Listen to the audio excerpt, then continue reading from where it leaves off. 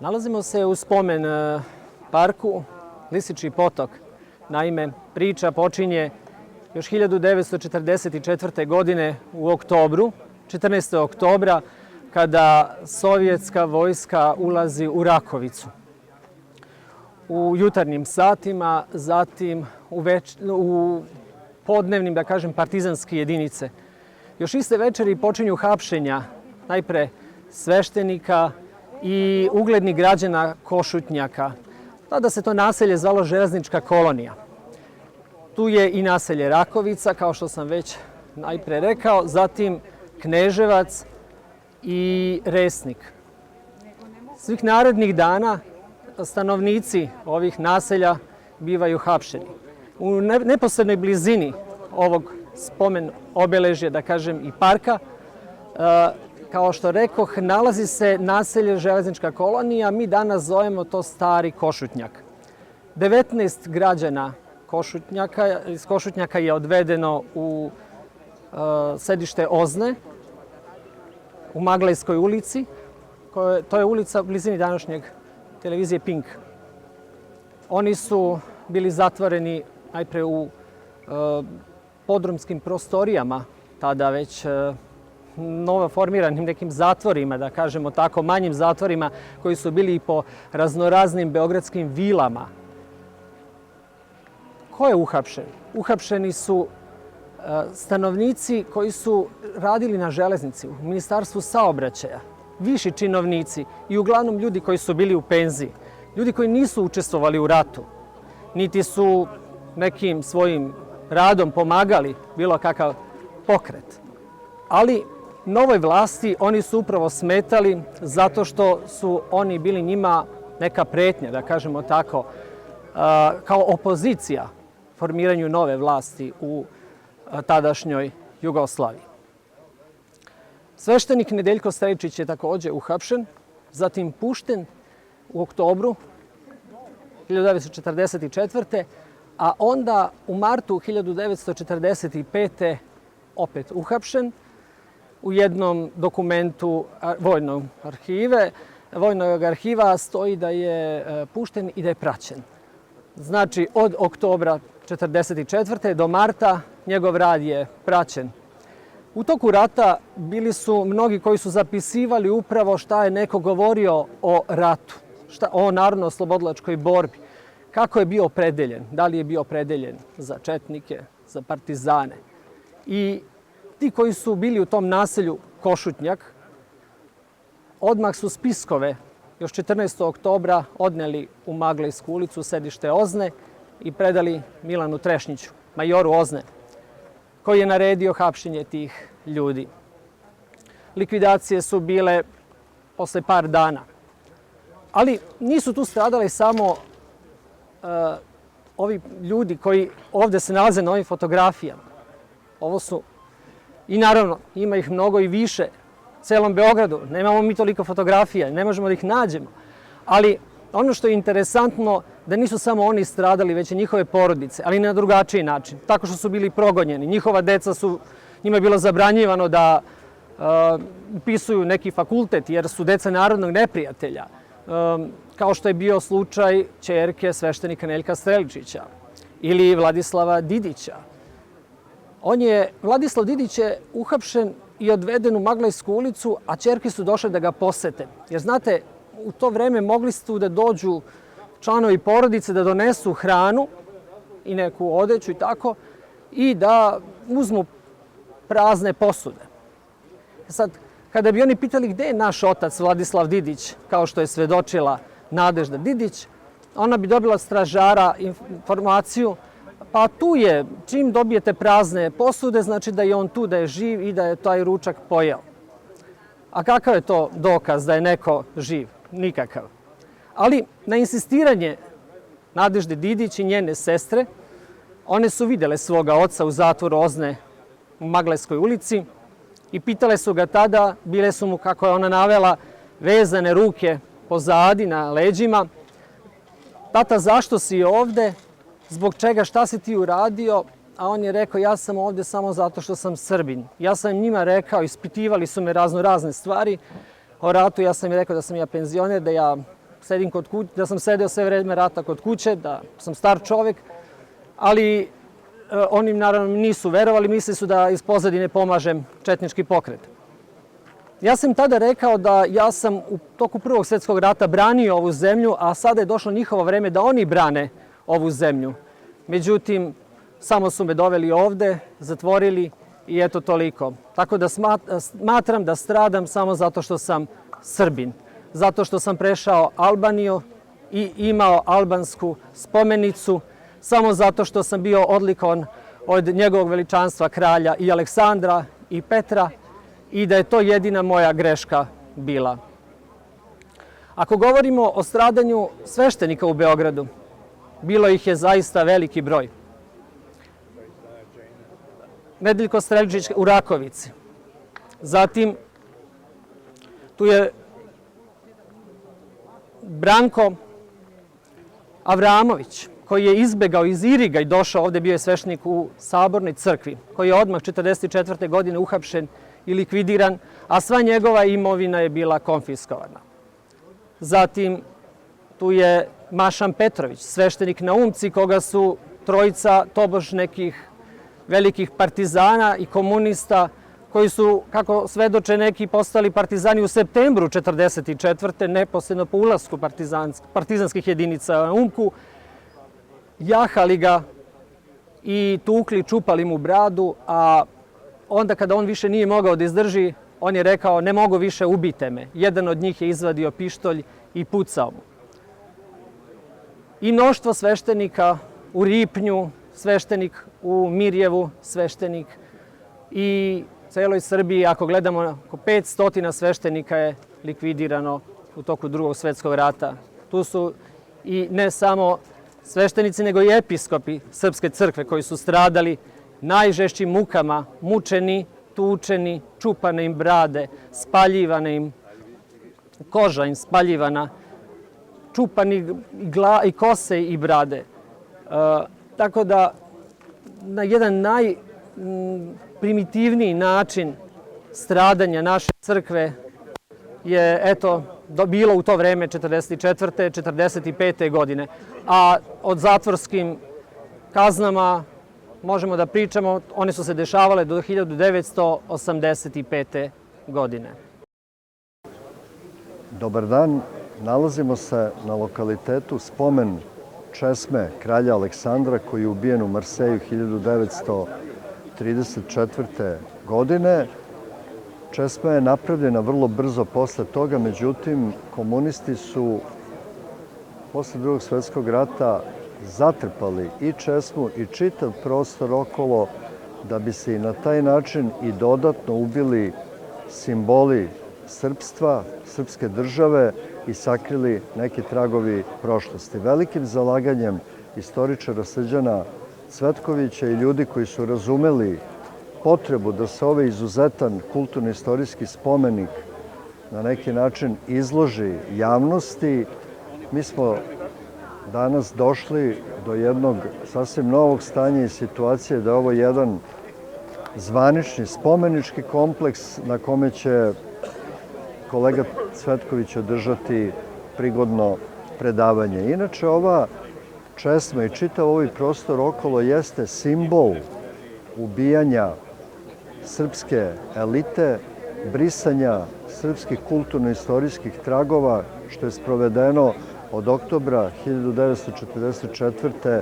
pa praktično do početka 1946. godine. Pobijene su bez ikakvog osnova desetine hiljada ljudi i ubijani su uglavnom ljudi simboli, ljudi koji su predstavljali vojnu, univerzitetsku i kulturnu elitu naše zemlje. Ja bih naveo samo neke.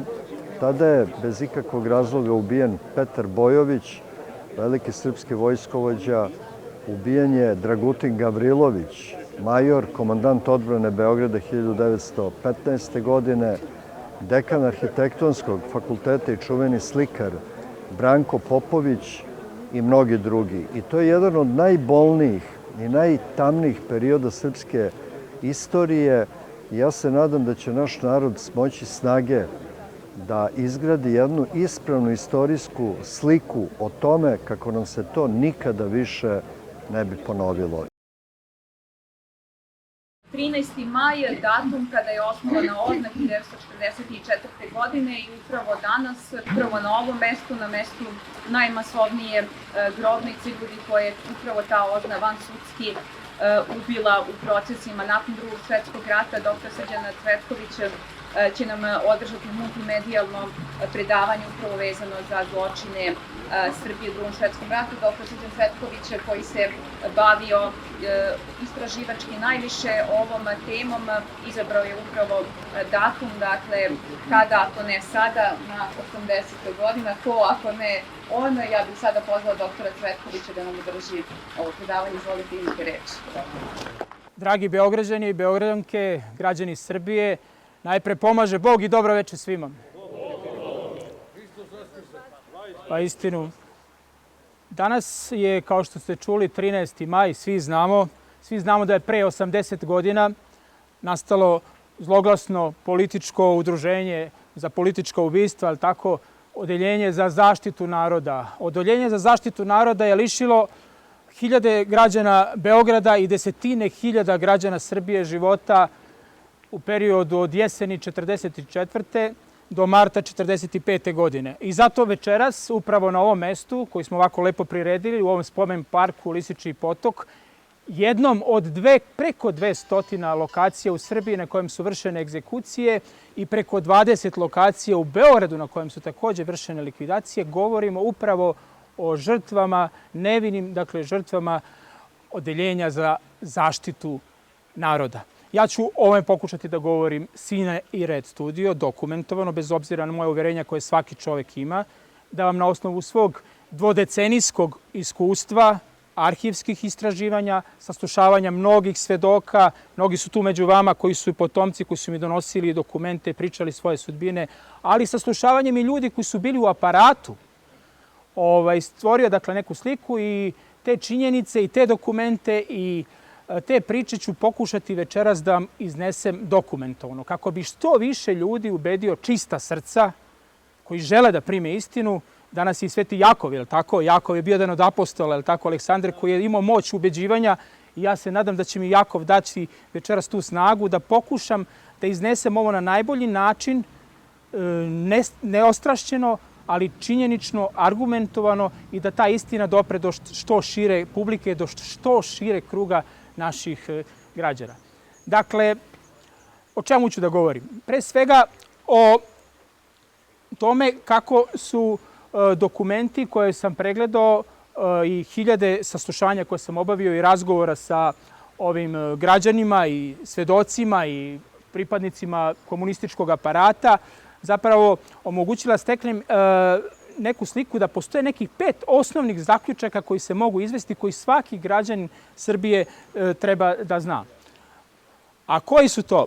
To je da je to sve bio jedan veliki plan, da nikako ne možemo govoriti da je to bio neka anarhija, da je to rađeno i samo iz osvete, bilo i toga, ali to nije presudno. Presudno je da je postojao plan, sistematičnost i da su po ulasku u srpske gradove i druge gradove po Jugoslaviji građani bili sistematski podvrgovani teroru. Zajedno sa mogućim krivcima stradalo je, kao što znate, na hiljade i hiljade nevinih ljudi bez ikakvog suda, često i greškom.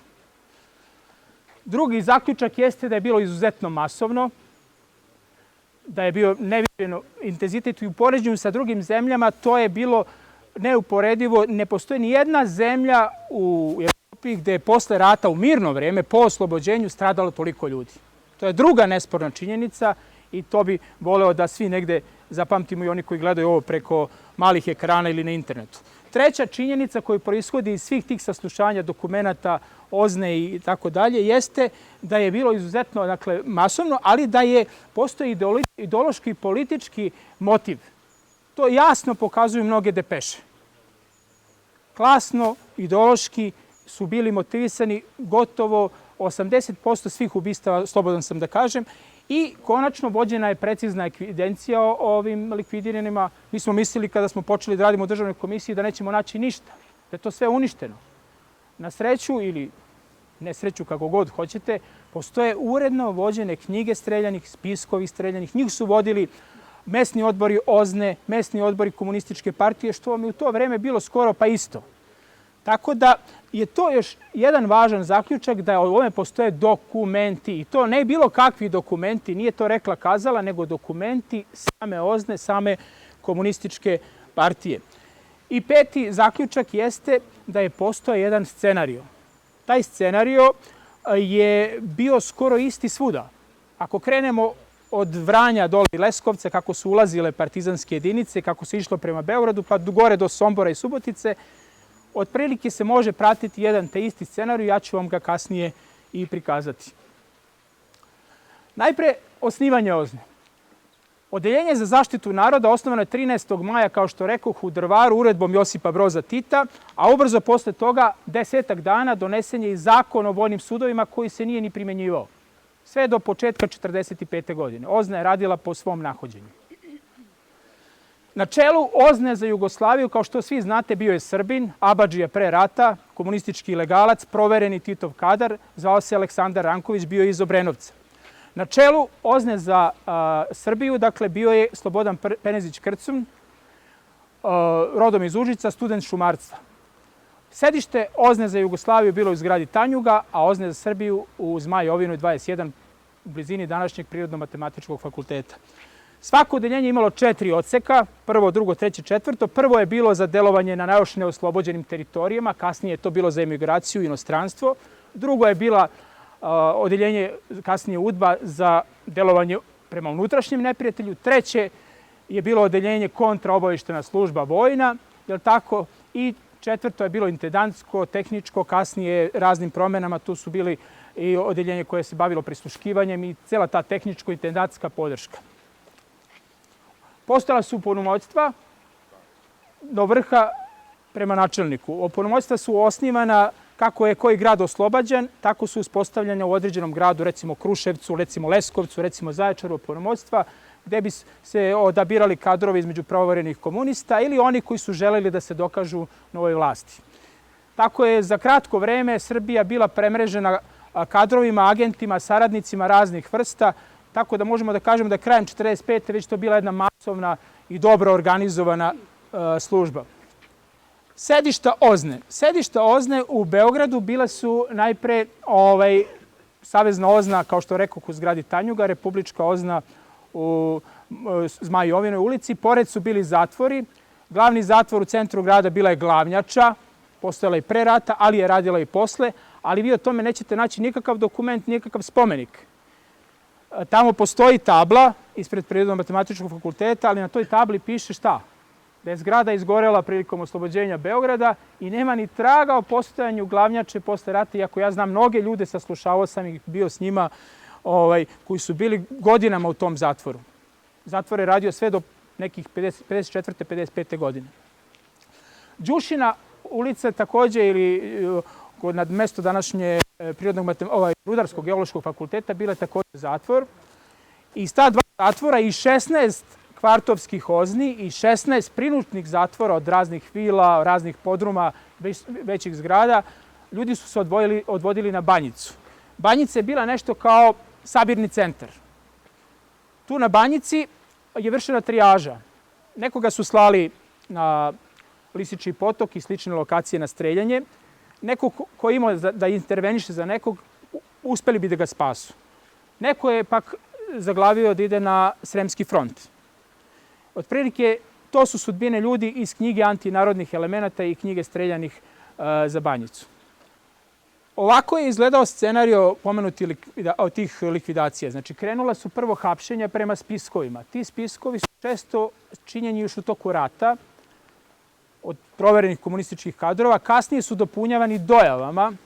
Major OZNE Trešnjić kaže da su kancelarije OZNAŠa posle rata bila prepune. Da su se ljudi tužakali, da su želeli da dođu prekim putem do nečije imovine, do nečijeg poseda, da su želeli da se osvete. I, nažalost, tako je bilo. Posle tih hapšenja, po tako sačinjenim spiskovima, sledila su saslušanja. Saslušanja su trajala nedelju, dve, ređe do mesec dana i boravak u istražnom zatvoru, a potom bi ljude odvodili u grupama na likvidacije. Likvidacije su vršene na ovakvim mestima, u jarugama, u okolini grada, u šumovitim predelima, na obolima reka, potoka, po Srbiji, kako gde.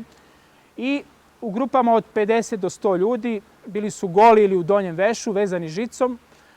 Streljao ih je vod od nekih 10 do 20 ljudi, od kojih nisu svi imali metak u cevi, a obavezno su vršene noću.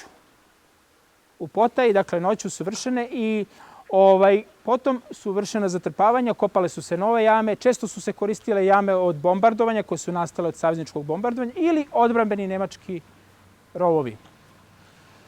Nakon toga su objavljivali saopštenja o tim ljudima gde su se nalazili istovremeno sa nekim mogućim krivcima, ratnim zločincima, kolaborantima koje bi svaka vlast osudila i mnogi ljudi koji to nisu zasluživali. Na taj način su na neki način izbacivali prljavu i čistu vodu zajedno. Potom je vršen pritisak na porodice narodnih neprijatelja da se isele iz svojih kuća i stanova, da se konfiskuje imovina, vođena na kraju evidencija. To bi bilo otprilike redosled poteza. Idemo dalje. Hapšenja su dakle vršena po tim spiskovima, evo tu su neki spiskovi. Čak su, zamislite, dok se lice ne odvede na streljanje, često građani dolazeći u Banjicu ili u Zaječarski zatvor ili Kruševački zatvor ili Šabački zatvor donosili hranu. Pa je postojao razrez, ne vidi se dobro ovde na ovoj projekciji, ali ovaj dokument pokazuje taj razrez kako je ko imao šta da donese za nekog svog ko je bio u zatvoru. Znači, da li pasulj, da li krompir, da li neku drugu hranu. Sve se to vodilo precizna evidencija, sve dok momenta dok im ne kažu nemojte više dolaziti. Ili im kažu da je streljan čovek, ili im kažu otišao za Vladivostok, za Rumuniju, ili tako neke laži prosipaju. Tešno dok ovi ne prihvate tu gorku istinu kada shvate i sami da se više čovek neće vratiti. Psihofizička tortura je redovna u zatvorima bila, bilo je mnogo iskakanja kroz prozor, mnogo su ljudi ostali invalidi, ubistava u toku istražnog postupka. Vidjet ćemo neke slučajeve, na kraju ću vam pokazati. Idemo dalje. Koja su mesta za likvidaciju? Pa, najveća tajna grobnica u Srbiji je zapravo Lisički potok i tu se ne radi o jednoj jami. Radi se o kompleksu jama koje su na potezu tamo od ortopedske klinike dole do kasarne, pa negde do ovih naselja, koje su sukcesivno nastajale u nekoliko meseci. Znači, likvidacije su trajale od negde kraja oktobra, zadnjeg dana oktobra, pa negde do početka februara. I radi se svakako o više hiljada ljudi. Koliko je hiljada ljudi u Beogradu likvidirano, nećemo konkretno saznati jer nisu sačuvane sve knjige i ne možemo precizno da govorimo. Možemo da govorimo da na teritoriji grada popisano negde 3.500, ali moja neka procena da je reč do 7.000, 8.000 ljudi najmanje. Tu su potom bilo streljanje na Jajincima, kod stadiona Obilića, na ulazu parka Lemegdan, ambasada Turske i teško je sad sve poređati sve mesta. To se vidi na ovoj mapi i na ovoj mapi Srbije sa 200 lokacije, na mapi Beograda sa 20-ak lokacija. Ovo je jedna od retkih slika gde se vidi scena posle streljanja, autor je Rista Marjanović. Depeše izveštaj o likvidacijama. Rekao sam da nam one svedoče koliko je to bilo ideološki klasno motivisano, kako je bilo puno strasti u tome, kako se izgaralo u tome, kako se dokazivalo ko je pravi komunista. Pa tako ova depeša kaže o sledeće, kaže, likvidaciju bataljon vrše ih trojke i petorke, ali oni ne znaju koga likvidiraju. Na likvidacijama isprobavamo ljude, kaže, jer to je jedan od najboljih načina koji nam stoji na raspoloženju. Njegova odlučnost, revolucionarnost, beskompromisnost, mržnja prema neprijatelju izražava se, kaže, tu najbolje. Ko ne može da ubije neprijatelja, taj teško ili nikako ne može biti komunista. A drugi pak dokument, da ga ne čitam ceo, nemamo vremena toliko na raspolaganju, večeras ima dosta da se kaže, govori o klasnoj motivisanosti. Kaže samo zadnja rečenica, kaže, a šta ćemo sa konfiskacijom imanja likvidiranih? Ima li kakva jasna direktiva o tome? Smatram da će nam oni čije smo sinove i rođake likvidirali biti uvek neprijatelji. Zbog toga bi morali ekonomski ih uništiti jer ćemo ih tako sasvim onemogućiti. A bedan i ekonomski propali reakcionar nije ništa u stanju da čini. On je jak samo kad ima kapital. Šta ćete veći dokaz o ovoj klasnoj i ideološkoj motivaciji ovih ljudi? Znači, im da se dokazuju da su komunisti, im da uzimaju ljudima sve i njihovim porodicama kako se nikada više ne bi niko usprotivio i kako ne bi mogao da ih ugrozi vlast. Javna saopštenja vojnih sudova su kačena po banderama i bili su javni spiskovi po novinama kako bi se ljudi zastrašili, kako bi vlast pokazala čvrstu ruku. I ovdje vidite iza mene ta saopštenja. Ovo su levo saopštenja vojnih sudova, ona su se mogla vidjeti po gradovima Srbije i po gradu Beogradu, širom grada. A ovo je najveći spisak koji je osvanuo u najtiražnijim medijima, u politici i borbi. Reč je o 105 streljanih, zapravo je reč o 104 streljana. Kako? Pa tako što je u toj brzini, nije to bila anarhija, ali je toliko bilo ljudi za streljati, promaklo onima koji su sačinjavali spisak za objavu. Jer ovo što čitate ovde, kaže saopštenje Vojnog suda prvog korpusa, to nije nikakav sud. Mi smo našli u knjigama streljanih gde su ti ljudi likvidirani. Ali su oni objavili u medijima. Znate šta, i danas piše mnogo šta u medijima, a nije istina, ali tako? Tako i onda. Neko je dao da se taj spisak se objavi u novinama, ali je promašio jednog čoveka. Lazar Jovanović, glumac, je bio živ u tom trenutku, na 53. mislim da je mesto ovde na listi. I eto, to se dešavalo. A što su to činili? Rekao sam, i radi zastrašivanja, ali i iz toga što se nisu plašili odgovornosti. Oni su smatrali, svi ti mladi ljudi koji su verovali u tu ideju, mnogi su, kaže Trešnjić, verovali da čine nešto dobro i da stvaraju novi svet, društvo jednakih, pravednih, slobodoljubivih ljudi. Oni su verovali da nikada neće stići sa vlasti, prema tome nije ni postojao strah da se to krije i da se, kako se zove, o tome ćuti. Zapravo, ove tajne grobnice o kojima danas pričamo, oni nisu bile neke tajna jedno vreme. Tada je to bilo skoro pa normalno. I Lisički potok je ušao davno u repliku i u onom filmu Gde beš u boljem životu, je li tako? One kaže Lisički potok, ratatata, ratatata.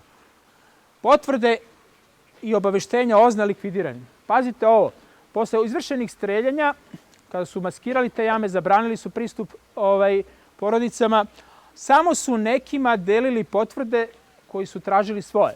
Jedno vreme, i ovde smo skupili nekoliko desetina takvih potvrda, pa sam ovde neki stavio u ovaj slajd, gde se potvrđuje recimo da je taj i taj sveštenik streljan 1945. godine. To se delilo najčešće ispred zgrade OZNE na Obilićevom vencu. Kratko vreme, negde krajem aprila.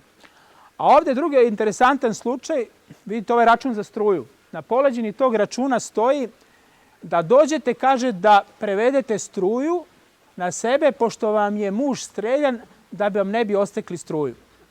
To je neka vrsta neformalnih obaveštenja. I tako, mnogi su se nadali, mnogi su svoje našli tek u spiskovima u novinama. Konkretno porodica Branka Popovića, pričat ću o tome kasnije. Nisu imali pojma, mislili su otišao, vratit će se za 5, 6, 10 dana, mesec dana. Čim istraže i vide da nije kriv. Pritisak na porodice je išao dalje. Dakle, u tom sistemu nije samo čovek kriv, nego i njegova porodica, i njegova žena, i njegova deca, i njegovi roditelji. I imovina njegova je kriva.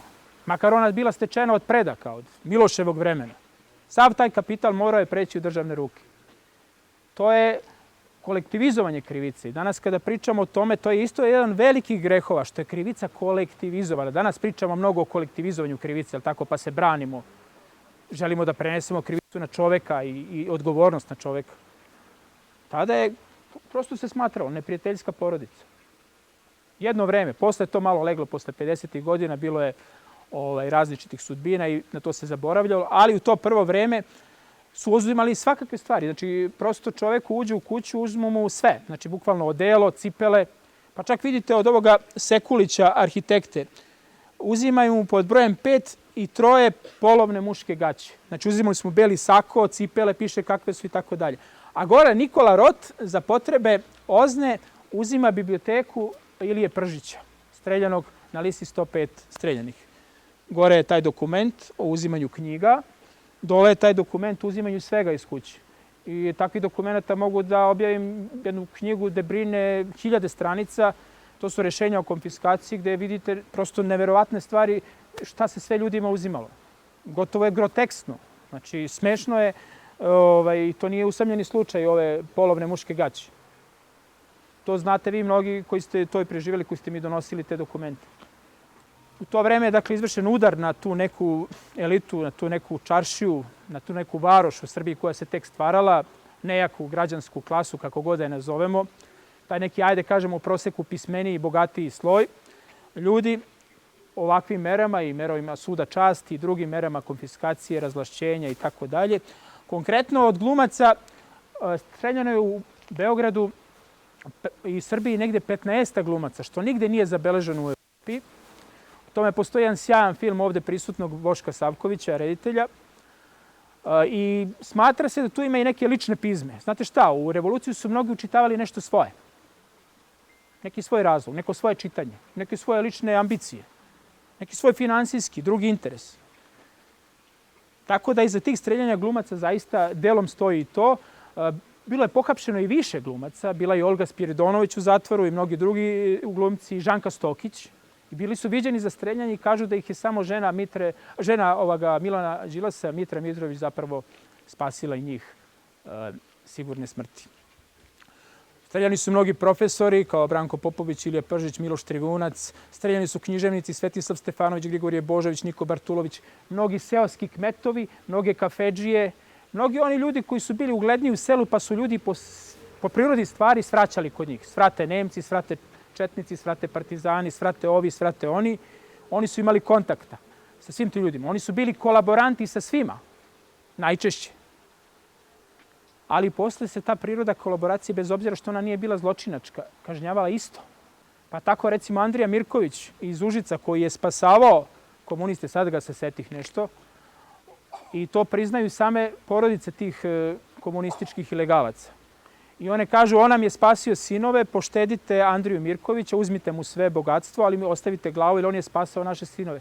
Međutim, Dobrivoje Vidić kaže u dopisu da mi ne smemo, kaže, podleći, kako ono kaže, revolucionarnom osjećaju, pazite sad ovo, zahvalnosti za učinjene usluge u ratu. Ovo sam dobro citirao na kraju. Ostalo ne znam da li sam. Dakle, tu vidimo šta je zapravo kolaboracija. On je kolaborirao, sarađivao s Nemcima, ali je spasavao ljudi i spasavao i njihove porodice. I na kraju mora da plati glavom to. Takvi su bili mnogi industrijalci, mnogi novinari, trgovci zanatlije, čak i sekretar Crvenog krsta, vidjet ćemo u Srbiji. Sekretar Crvenog krsta Srbije, Petar Zec, dobro ste čuli. Čovek je iz Gospića, doktor je medicine, bio je direktor bolnice tamo, prebegao je u Srbiju iz NDH iz razumljivih razloga, jer tamo su bili svi Srbi izloženi genocidu.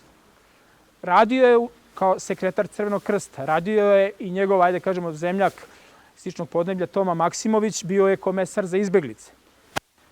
Petar Zec je streljan, a Tomo Maksimović je osuđen na 10 godina zatvora. Zbog humanitarnog rada pod, ajde kažemo, Nedićevom vladom u Srbiji. I to je kolaboracija. I to je zločin. I to zločin ne bilo kakav, vredan života. Profesori, Branko Popović, dekan Tehničkog fakulteta, akademski slikar, on je bio mentor, neka vrsta mentora Đorđu Andrejeviću Kunu, živeo u Knez Mihajlovoj 24, bio izuzetno cenjen u tim krugovima. Pojavio se na listi 105 streljanih, 104 rekli smo. Rekli smo i zašto i kako.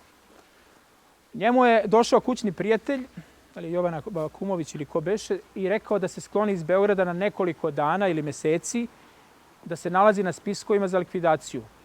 On je rekao da ne želi da se skloni, da nema šta da krije i da će se braniti na sudu. Dočekao je oslobodioce na Trgu Republike rakijom, vodio neke čak u stan. Uveče su došli, odveli su ga u kućnom mantilu i njihova porodica je pročitala šta je bilo sa Brankom Popovićem u Politici 27. novembra, mesec dana kasnije. Mesec dana pre toga Marko Ristić je u svom članku u Politici da pravda uključuje osvetu najavio upravo takva politička ubistva. Upravo je tako rekao, da pravda uključuje i osvetu. A osveta uvek nekako podrazumeva da stradaju i nevini ljudi, je li tako? Upravo je osveta na neki način uvedena kao nešto normalno, bez obzira da li ona bila sudska, vansudska, bitno je da se čovek osveti. Na taj način je stradao, dakle, Branko Popović, verujući u sudove, ne poznajući pravila revolucije. Žinet Todorović, ćerka jednog francuskog, odnosno zastupnika francuskih automobila, zato ima tako malo francusko ime. Bila je aktivista pri Demokratskoj stranci, koja je tada bila opozicijona partija komunističkoj. Imali su razne aktivnosti, oko 1. maja delili su neke letke tamo u Kolarčevoj ulici. Pohapšena je cela grupa, ona je odvedena u zgradu Tanjuga, tamo je izvrgnuta mukama i zvanična verzija je bila da je skočila kroz prozor Tanjugove zgrade. Dozvolili su samo sahranjivanje u prisustvu uže porodice.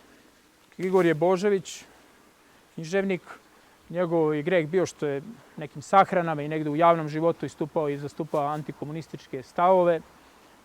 Bio je jako cenjen kao književnik, tako i veliki stilista. Osuđen je na sam Božić i na Badnje veče je streljan u Beogradu.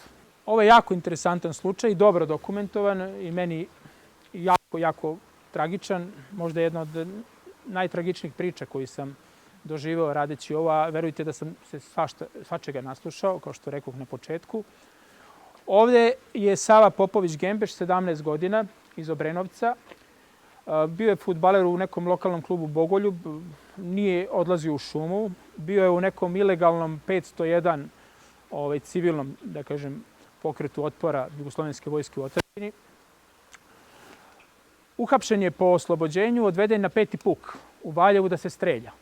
Međutim, porodica je potegla veze i uspeli su da ga izbave u zadnji čas tog streljanja na 5. puku. Međutim, on je nastavio, kako je bio uporan i slobodoljubiv u toj grupi, da deluje uoči izbora, opoziciono organizujući razne akcije političkog karaktera, naravno, neoružanog. Uhapšeni su svi negde krajem 1945. i jedan deo njih je osuđen na smrt i likvidiran. Sava Popović Gembeš je pokušao i uspeo da proturi dokument o svom stradanju. Ja ću vam ga sada pokazati. Zamolio bih oca Aleksandra da donese Anu Karenjinu. Ovo su oni čitali u zatvoru dok su bili u Valjevu, kasnije u Beogradu, u Đušinoj ulici. I ovde su na ovim stranicama ove knjige Ana Karenjina pisivali razne poruke filozofske karaktera, smislu života i tako dalje. Mladi ljudi od 17 do 20 godina i na kraju su ostavili trag o tome ko će od njih biti streljan, ko je dobio vremensku kaznu i tako dalje. I to je prošvercovano i došlo do porodice, do sestre njegove rođene koja mi je ovo ustupila. Ali ono što je još fascinantnije, ja bih molio drugi taj artefakt da pokažem ljudima i u kamere, to je možda još upečatljivije. To je njegovo posljednje pismo iz zatvora u Đušinoj, Jastučnica. Pogledajte. Ovo je pisano 45. 46. godine u Đušinoj ulici. Ovo je i danas sasvim jasno čitko. On se obraća majci i otprilike kaže sledeće. Dragi, mili moji roditelji, nemojte da se sekirate jer hvala Gospodu Bogu ostaju vam još 2 sina. Mama, nemoj da se sekiraš jer to ništa neće pomoći. Ja sam osuđen na smrt. Nemojte da se sekirate, već čuvajte ono što imate. Samo mi je teško što ne znam šta je sa tatom. I tata je u to vreme u zatvoru. On je na sreću dobio doživotnu vremensku kaznu. A on je morao da plati glavom. Sava Popović Gembeš, ovo je dotvoreno porodici kada je dolazila da ga posećuje, da donosi hranu. I on je, dakle, ovde negde u okolini na Lisičijem potoku ubijen. Svetislav Stefanović, lekar, književnik, on je optužen da je bio u komisiji koja je bila u Vinici gde je trebalo da se potvrde Staljinovi zločini. To piše zvaničnom saopštenju među onih 105 streljanih. To se kasnije utvrdilo da nije čak ni istina. Uglavnom, i on je streljan sa svim tim ljudima, ne samo s tih 105, nego reči o 1000 ljudi, a 105 su oni izvedeli za taj spisak, odnosno 104, jer je bio jedan greškom tu na tom spisku. Strip crtač Veljko Kockar, postoji sjajan film o njemu isto, kao što postoji ovaj Boška Savkovića o streljanim glumcima. Postoji sjajan, preporučujem vam ga, film koji se zove Posljednja avantura Kaktus Bate. On je animirano dokumentarni igrani. Reč je o Veljku Kockaru, strip crtaču. Šta je njegov greh? To do kraja čak ni mi radeći na filmu i autori i saradnici nismo utvrdili. Našli smo samo da je uhapšen, da je bio saradnik u nekom ateljeju Kuznjecova koji izgleda imao kontakte sa Nedićevom vladom, crtao neke plakate i to je sve. Nema nikakav podatak da je on učinio ikakav zločin, da je ikoga optužio, da je u tom smislu nekome naneo zlo, da je ubio nekoga ili neki ratni zločin učinio. Uglavnom, on je osvanuo među ovih 104, da kažem sad tačno, streljanih ovde u okolini Kraljeve Česme i tu prema Banjici. Našli smo ga u knjizi streljanih, uhapšen prvo, držao u centralnim zatvorima, kvartovskim, a onda doveden na Banjicu, interniran i tu streljan. Boris Jahušev, ruski arhitekta, došao sa ovim emigracijom posle Oktobarske revolucije. Bio je neki činovnik u Ministarstvu građevina. Pretpostavljam da mu je to bio greh, jer i on sam nije siguran zašto je uhapšen. I čak u jednom momentu kaže u tom posljednjem pismu da je to sigurno neka greška, da mu donesu, pošto su mu donosili neka jaja u zatvor da jede, da mu unesu i da ih zavijaju u engleski od 100 lekcije, jer hoće da usavrši svoj engleski, da kad izađe iz zatvora bude što obrazovaniji, da usavrši svoj jezik, bar kada gubi vreme tamo na Banjici. Toliko je bio ubeđen u svoju nevinost. I ta pisma iz zatvora imamo sačuvana preko porodice Jakušev. Ovde mi je žao što moj prijatelj Slobodan Đurić, sin ovog Dragoljuba Đurića, na koga je bio veoma ponosan, nije sa nama. Eto, da ga se setimo i u ovom filmu. On je godinama, gotovo, da kažemo, celu svoju drugu polovinu života posvetio tragajući za svojim ocem. Odrastao je bez njega i to na neki način obeleži čovekov život. To sam video baš na njegovom slučaju. I to je represija, znate šta? I to je represija kada vas neko ostavi bez oca i bez imovine, bez dedovine i ukrade vam uspomene i hiljada lepih trenutaka koje bi vi imali sa tim ocem. To nije jedan čovek. To je ceo svet. Tako je on tragao za tim izgubljenim svojim svetom. Zajedno smo tragali, sve dok da korona nije odnela pre 2-3 godine, ali eto, Dragoljub Đurić je bio oficir Kraljevske vojske, bio je zarobljen, bio je pušten, negde 42. godine, 3. ako se ne varam, već datume malo da pogubim. Radio je u bolnici kao intendant u Georgea Washingtona, ja mislim. I to je to. I to je sve. Bio je simpatizer Jugoslovenske vojske u otadžbini, što se kaže i normalno po prirodi posla. Smatrao je sebe da je dao zakletvu i čekao je obnovu države koja je propala 1941. godine. Tako većina tih oficira i mislila. Odveden je iz 9. kvarta gde je uhapšen, interniran na Banjicu, doveden ovde negde u ovih 20-ak jama oko ortopedske klinike u Lisičijem potoku i streljan. Tu su svi negde ovde. Večeras dok pričamo, bukvalno su ti ljudi negde oko nas. Neobeleženih grobnica, ali imaju ovaj naš spomen park, imaju ove slike, imaju ove naše predavanja, imaju naše filmove. Eto, to je, ja mislim, ipak nekakva satisfakcija. Sam Aleksandra Đurić Stefanović i došla sam danas ovde na ovo prvo predavanje na ovom mestu, u spomen parku Lisičji potok Kraljeva Česma, koji je otvoren prošle godine zvanično na Mitrovske zadušnice u novembru 2023. godine. Mnogo znači ovo mesto nama, potomcima ovih žrtava, čije se neke samo fotografije vide iza nas, jer smo dobili priliku da evo danas na zadušnice, na Pobusani ponedeljak, između ostalog, dođemo ovde i zapalimo sveće našim precima koji verovatno leže ovde negde pokopani u ovim masovnim grobnicama, na ovom mestu i na mnogim drugim mestima, a mapa tih grobnica se vidi ovde izložena na ovoj izložbi. Moj deda Dragoljub Đurić, čija se slika nalazi eno gore u gornjem redu, 7. fotografija,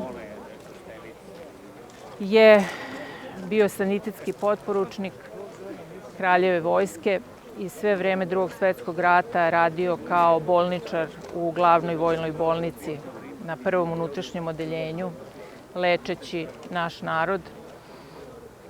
Međutim, 22. oktobra 1944. godine njega i njegove kolege, oficire koji su radili na odeljenju, došli su i odveli u sedište OZNE u 9. kvartu ulici Vojvode Milenka. Tamo su ih isleđivali 3 dana.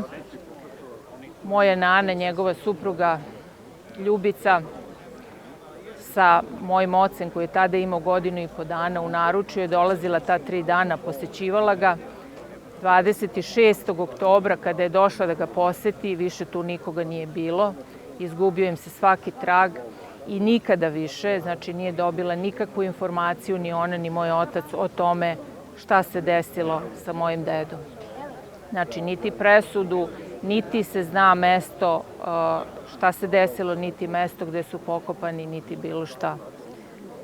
2008. godine, posle smrti moje nane koja je umrla ne znajući šta se desilo sa njenim suprugom, celog svog života tragajući za njim, 2008. godine moj otac je podneo zahtev za rehabilitaciju i deda je rehabilitovan, a moj tata Slobodan Đurić je učlanio se u udruženje političkih zatvorenika i žrtava komunističkog terora i kao predsednik ovog udruženja poslednjih godina, znači oni su upravo podneli 2007. inicijativu u Skupštini grada da se podigne spomenik konačno posle toliko godina nevinim žrtvama komunističkog režima. Sve ova inicijativa, znači trebalo je da prođe 15 godina i više da se to realizuje i konačno je to realizovano prošle godine tako što je otvoren ovaj spomen park ovde na kome se mi sada nalazimo. Pre toga, nažalost, moj otac je umro i nije dočekao taj trenutak da ovo bude konačno ozvaničeno kao mesto pomena ovim ljudima za koje će sada praktično ove godine biti 80 godina kako se sve ovo desilo, da bi tek sada oni dobili nekakvu ovako ovo skromno obeležje u vidu krsta koje su potomci svojim sredstvima naravno skupili i podigli, da mi sada ovde možemo da dođemo i da zapalimo sveće na zadušnice našim predsima. Lekar Miodrag Stevanović sa Čukarice. Tu se sukobila lekarska etika sa ratnom etikom i revolucionarnom etikom. Šta je govorila lekarska etika? Da leči ljude koji su ranjeni, koji su na obe strane, bili partizani, bili jugoslovenski vojski, optadžbini, bez obzira što je on vjerojatno bio naklonjeniji toj regularnoj vojsci. Čak je lečio i Nemce koji su bili na ivici života. I to je platio glavu, zato što je lečio na drugu stranu. Miodrag Stevanović, Čukarica. Boško Savković, ovde je i čovek Boško Savković, ako je još uvek tu, koji, koliko sam razumeo, nosi po njemu ime, amaterski glumac sa Čukarice. U toj trupi bili su Dušan Ilić, bili su Risto Antonović, bili su Milan Srdoč.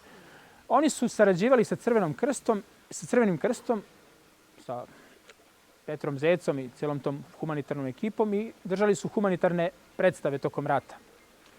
I u tom smislu sarađivali su u raznim tim pozorištima, igrali.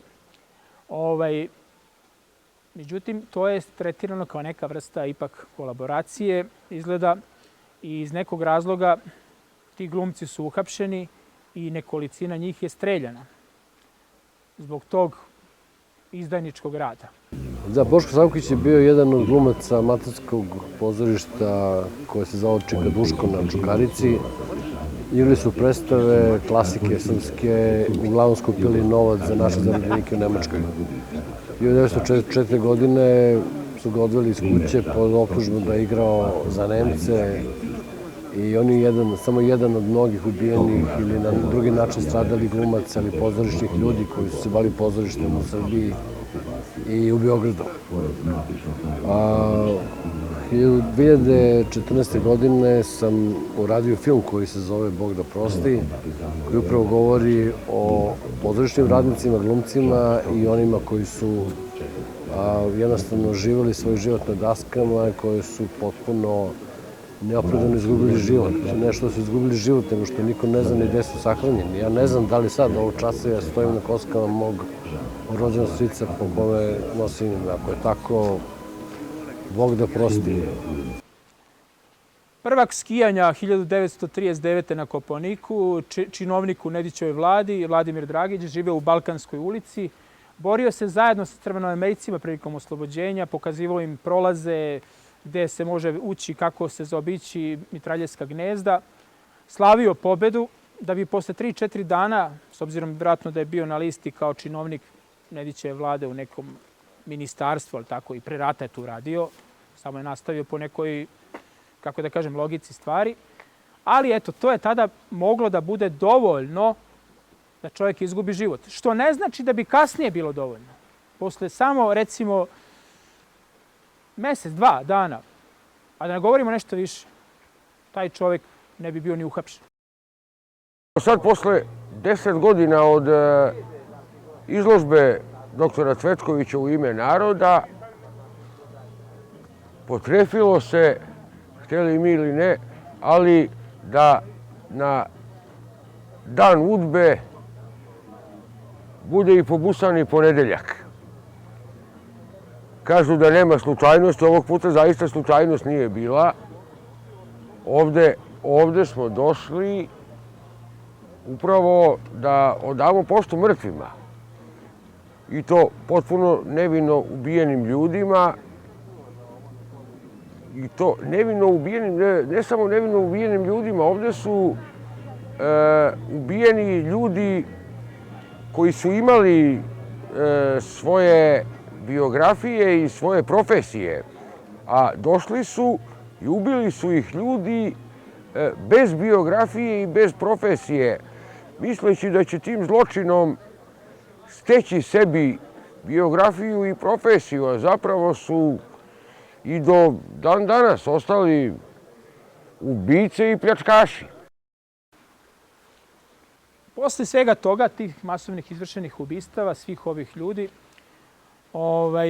stiglo je naređenje da se te grobnice maskiraju. Još pri ulasku u Beograd, ovaj dokument o tome govori, kaže likvidaciju narodnih neprijatelja i ratnih zarobljenika vršite pravilno i zakopavajte u jame van grada ili na obodu grada. To piše pod brojem 3, tamo ne vidi se baš dobro. A bilo je zabranjeno svako prekopavanje i moguće sahranjivanje i obeležavanje. Evo ovde Milan Milić, sveštenik iz Smedereva koji je ubijen, njegova porodica pokušava da ga otkopa i sahrani i pretio je se od ozne da će odgovarati, da će biti kažnjeni krivično ako to urade. Na taj način su dakle nastale sve ove mnoge tajne grobnice, ljudi više nisu smeli da odlaze da pominju, u mnogim selima su znali, mi smo odlazili u ta sela gdje su ljudi ubijeni, ali niko nije smeo da kopa, tako da smo jednom prilikom kad smo otkopavali prvu grobnicu, kasnije ću vam pokazati, mi otišli da kopamo, a niko nije teo da nam pomogne. Iako je bila 2010. godina. Toliko se strah uvukao u ljude. Koliko je takvih grobnica? Rekao sam da je evidentirano 211 grobnica, da se u njima nalazi preko 60.000 ljudi, 59.912 je popisano, da je to najveći broj, ako poredimo sa drugim zemljama, da je u Francuskoj 200-300 na milion ubijeno, da je u Srbiji 55 do 6.000 na milion. I to samo popisanih. Samo popisanih. Ne govorimo o ukupnom i procenjenom broju. Procenjeni broj je svakako između 70 i 80.000 svih ubijenih. Ja ne govorim o nevinim svim, nego govorim o ubijenim ljudima. Znači, koliki je broj njih zasluživao, stvarno ne znam. Znam da je zasluživao. I niko me neće sad ne znam, otkriti mi toplu vodu, kaže neko kad komentariše ovakve skupove da je neko kriv i da je neko zaslužio kaznu. Pa ja ne govorim o njima. Šta sad treba prekinuti da pričamo o nevinim ljudima zato što su tu stradali kao neki krivci? Pa oni su upravo to i hteli. Kada su ubijali tako ljude nasumice i grupno i objavljivali takve spiskove, oni su hteli da se čuti da ne smiješ da pomeniš, on je streljan, eno ga na spisku sa ne znam kim. Jedan mađarski komunista je tu taktiku nazvao salama tehnikom. Da to sve umuljaš, zavežeš u jedno klupko i tako to sve lakše prođe. To su radili sa sudovima, to su takozvani moskovski procesi bili pre Drugog svjetskog rata, kada su isto tako ljude okupljali na gomilu, krive, prave i nekog nađu špijuna, natovarimo još 10 ljudi kao neku grupu i osude ih sve tako, grupno. Od ekshumacija osim popisa koje je radila državna komisija i instituti i tako dalje, od ekshumacija koje je bilo, da kažem, nešto što je trebalo da se uradi, urađene su samo 2, zato što nije bilo političke volje. I te 2 su bile na nekako mišić i jednu smo uradili tako što smo otišli ovde u Boljevac. Rekao sam i iskopali smo nas nekoliko tu grobnicu kao sekretar državne komisije i moji neki saradnici. I to je bila jedina uspešna ekshumacija gde su ljudima podignuti grobovi i gde su rađene neke analize kasnije od onih koji su hteli da znaju. Radi se o civilima koji su ubijeni između 17. i 18. novembra 1944. godine. Znaju se čak po imenice iz kojih su sela. I lako je bilo ukrstiti podatke. Druga lokacija je ova fabrika Fiat u Kragujevcu, kada su radeći parking, vidite šta su radili, dižući ovaj beton od parkinga, otkrili najpre nedogorele sveće. Vidite tamo nedogorele sveće. Otkud nedogorele sveće? Pa tako što su ljudi posle rata znali da su tu ubijeni ljudi, civili, dolazili, palili sveće, onda u jednom trenutku to bilo zabranjeno, pa onda bilo betonirano, pa je to bila fabrika, je li tako? I otuda te nedogorele sveće. Posle toga su našli negde 60-ak ovakvih ljudskih skeleta i raznih predmeta, novčanika, opet nekih pisama i tako dalje, gde su utvrdili da se radi o civilima streljanim početkom 1945. i da su streljani od revolucionarne vlasti. To je ispalo slučajno zaslugom višeg sudije Zorice Đurić iz Kragujevca i to je praktično sve od nekih zvaničnih priča ekshumacije. Bilo je pojedinačnih prekopavanja, obeležavanja po lokalnim samoupravama, tako da taj posao nije urađen u Srbiji, a moglo se barem, ako ne ekshumirati te ljude, onda barem pristojno obeležiti u svakom gradu, jer se skoro u svakom gradu i varoši zna. Zna se u Kruševcu za Bagdalu, zna se u Zaječaru za Kraljevicu, zna se u Leskovcu za Slavnik, zna se za most na Savi u Šapcu. To je obeleženo, doduše opet u nekoj, ajde da kažemo, učestvovala tu i opština, ali je to pre svega inicijativa građana i udruženja tamošnjih. Uglavnom, država je malo šta učinila na obeležavanju, ako ne na ekshumaciji koja je, da kažemo, i zahtevna i komplikovana. Dugo nije postojao ni spomenik nikakav u Beogradu. Bilo je paradoksalno, recimo, da postoji spomenik Nemcima, Volksdeutcherima u Vojvodini. Dugo je to bilo, recimo koje beše 12. ili 14. Da postoji Mađarima u Vojvodini, a nije postojao spomenik u Beogradu. I onda smo se mi okupili ovde udruženja i Kraljevine Srbije i razne stranke i POKS i ko sve ne i građani svih partija, bukvalno je bilo tu, koji su prodefilovali kroz ovu dolinu i rešili smo da ovo mesto, koje je autentično mesto, koje je javna površina, oko koje se nalaze desetine jama sa hiljadama ljudi koji su pobijeni posle 1944. Učinim upravo time spomen parkom svim nevinim žrtvama komunističkog režima. Počeli smo da gradimo ovde, kada su bili radovi, vidite, iz ovog zida nađene su kosti. Mi smo tu iza tog zida onda, pošto su odustali od tih radova, taj se vlasnik toga i ispovedao nekom svešteniku o tom pronalasku, jer su oni to bacili i te kosti koje su iskopane su bačene. Onda smo tu napravili ovu početnu izložbu, pa smo počeli da uređujemo iz godine u godinu, 2014. 15. 16. 17. 18. sve dok u jednom trenutku se, prošle godine nije umešao i grad.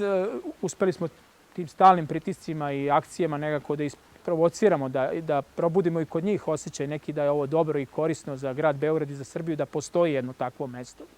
I konačno ovo imamo što imamo, u njemu sada držimo ovo predavanje, držimo svake godine pomene početkom novembra, već nekoliko godina, mislim da će ove godine biti 8. ili 9. već.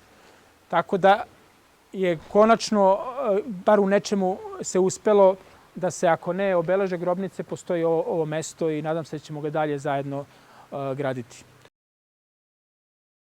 Udruženje Kraljevina Srbija je zajedno sa Udruženjem U ime naroda i doktorom Srđanom Cvetkovićem od početka radova koji su ovde krenuli davalo punu podršku u borbi za istorijsku istinu o žrtvama komunističkog režima i svim onima koji su nevino stradali na kraju Drugog svjetskog rata i po oslobođenju naše zemlje od strane fašističkog i nacističkog okupatora.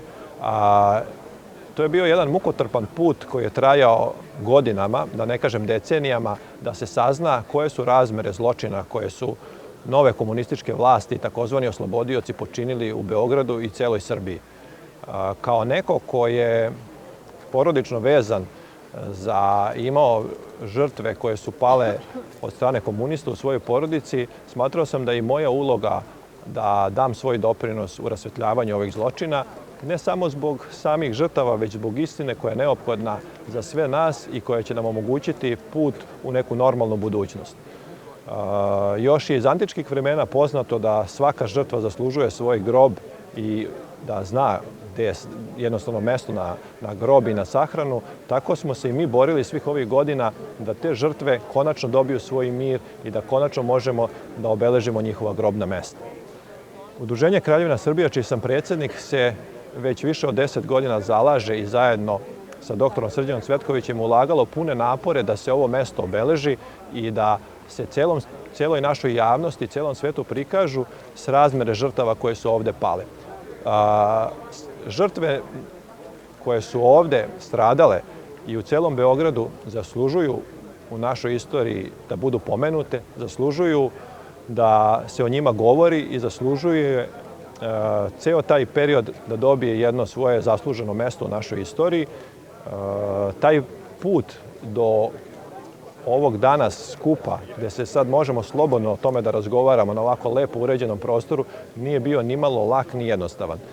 Prije više od 10 godina, kada smo prvi put ovde došli, zatekli smo jedno u potpunosti obraslo i zapušteno mesto, mesto na kome je pre Drugog svjetskog rata izgrađena Kraljeva česma u spomen na kralja Aleksandra I. Godinama i decenijama smo se borili da otmemo ovo mesto od zaborava, da otmemo ovo mesto od nabujale prirode koja ga je potpuno sakrila i evo tek 2023. godine smo uspeli da uz podršku grada Beograda u potpunosti uredimo ovaj prostor i da ga prilagodimo za prigodne komemorativne skupove koji će upravo govoriti o ovom zaboravljenom delu naše istorije. Veoma mi je drago što je zajedno sa Udruženjem Kraljevina Srbija, čiji je pokrovitelj prestolonaslednik Aleksandar, kraljevska porodica Karađorđević i lično prestolonaslednik Aleksandar dali svoj doprinos u rasvetljavanju ovog zatamljenog i mračnog dela naše istorije i što su pomogli da sve srazmere ovih zločina izađu na svetlost dana i da se prikaže sva monstruoznost tih zločina koji su sistematski vršeni u našoj zemlji na kraju Drugog svjetskog rata.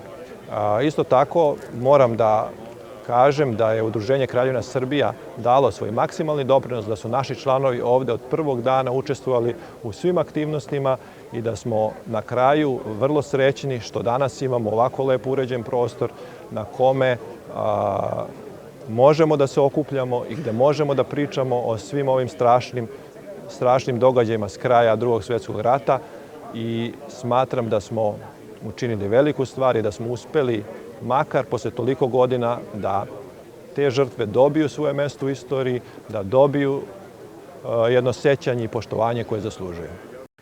Uspeli smo zajedničkim snagama svi da izgradimo ovo mesto uz pomoć grada, ali mislim da je mesto autentično, da ima dobru energiju, da je baš prigodno za ovakvu vrstu svečanih duhovnih dešavanja, da li to bile muzičke svečanosti, da li bila neka tribina, da li bila promocija knjige. Mislim da treba da nastavimo, jer tako ćemo najbolje da služimo tim ljudima koji su pobijeni, negujući vrednosti koje su oprečne vrednostima onih koji su pobili. Udruženje U ime naroda za slobodnu Srbiju je proisteklo iz rada Državne komisije za tajne grobnice ubijenih nakon 12. septembra 1944. godine. Državna komisija koju je formirala vlada Srbije, koja je radila zajedno sa pod Ministarstvom pravde, bavila se istraživanjem represije komunističkog režima u Srbiji nakon Drugog svjetskog rata i popisivanjem svih žrtava koje su stradale u vansudskim likvidacijama nakon Drugog svjetskog rata. Kao rezultat rada ove komisije, najprije 16. aprila 2014. godine u Istorijskom muzeju Srbije otvorena prva multimedijalna izložba pod nazivom U ime naroda, koja je bila posvećena upravo ovim temama. Tu izložbu su posetili brojni intelektualci i ličnosti iz javnog života, a u toku njenog trajanja, koje je bilo dugo 4 meseca, održano je 36 tribina i različitih edukativnih događaja na ove važne istorijske teme. Naše udruženje je proisteklo odmah neposredno nakon ove izložbe. Dr. Srđan Cvetković, predsednik udruženja, je odlučio da nastavi rad koji je Državna komisija započela. Udruženje je volonterskog karaktera i u toku svog 10-godišnjeg postojanja gostovali smo čak u 200 različitih gradova u Srbiji. Održali smo brojne tribine na temu represije komunističkog režima u Srbiji nakon Drugog svetskog rata. Udruženje ima i svoju Facebook stranicu pod nazivom U ime naroda za slobodnu Srbiju, kojom prati 13.000 ljudi, takođe i YouTube kanal. Pre 2 godine, na godišnjicu od osnivanja Odeljenja za zaštitu naroda, odnosno OZNE, pokrenuli smo i podcast U ime naroda. Snimili smo 40 ukupno emisija gde razgovaramo sa poznatim intelektualcima na temu represije u modernoj istoriji Srbije. Ipak ono po čemu je naše udruženje najpoznatije jeste inicijativa da se na ovo mesto ovde u Lisičijem potoku, gde se nalazi Kraljeva česma iz 1936. godine, zapravo ustanovi prvi zvanični državni spomenik posvećen svim nevino stradalnim žrtvama komunističke represije u Srbiji nakon Drugog svetskog rata. Ta inicijativa postoji od 2016. godine, kada je održan prvi pomen ovde u Lisičijem potoku. Nakon toga se svake godine na zadušnice održavaju ovakvi pomeni. 2 puta godišnje organizovali smo i uređenje tada ovog neuređenog i zaraslog mesta. Najvažniji događaj jeste kada je prošle godine i zvanično gradske vlasti su čule naše zahteve i na ovom mestu u Lisičijem potoku je i nalazi se prvi spomenik posvećen svim nevino stradalim žrtvama komunističkog terora u Srbiji i u Beogradu od 1944. i 1945. godine. Takođe je obnovljena i Kraljeva česma. Zvanično otvaranje je bilo 9. oktobra 2023. godine, dok je spomenik posvećen svim nevinim stradalim žrtvama komunističkog terora u Srbiji zvanično otvoren i osveštan 4. novembra 2023. godine uz prisustvo tada predsednika privrednog organa grada Beograda, gospodina Aleksandra Šapića, kao i prestolonaslednika Aleksandra Karađorđevića i mnoge brojne javne ličnosti iz života u Srbiji. Naše udruženje se zalaže sada da se ovo mesto da ovo mesto postane mesto okupljanja i održavanja prigodnih tribina i edukativnih događaja i da što više ljudi u Srbiji sazna za njegovo postojanje, kao i da se ovakvi spomenici, osim u Beogradu, podignu i u drugim gradovima Srbije, pošto je, nažalost, van sudskih likvidacija i nevino streljanih bilo i u drugim gradovima.